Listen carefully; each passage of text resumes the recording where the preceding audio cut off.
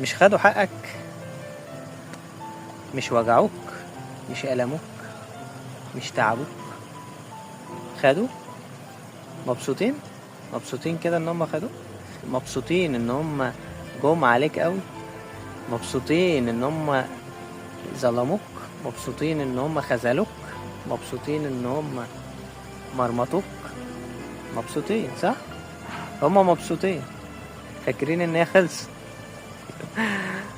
اللي انت هتضحك عليه وهتستغربه ان هم يعني شوية ومش هيبقوا مبسوطين اصلا، مش هيشوفوا اي حاجة فيها انبساط.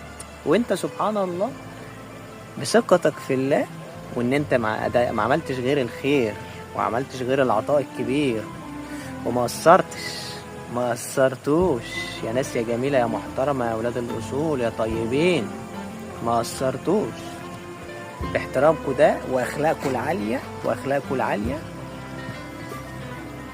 ربنا ابدا ما هيضيعكم، وهيجيب حقوقكم وحقوقكم راجعة ومحفوظة. بس اللي هيضحكك ان انت هتشوف وهتستمتع وانت بتحقق امانيك واحلامك وبتوصل للي انت عايزه في طريقك الجديد الجميل اللي ربنا كرمك بيه، مش حد تاني، اللي هو تحمد ربنا عليه، مش تزعل على اللي فات. انا عارف ان الماضي بيوجع، انا عارف انه بيقهر،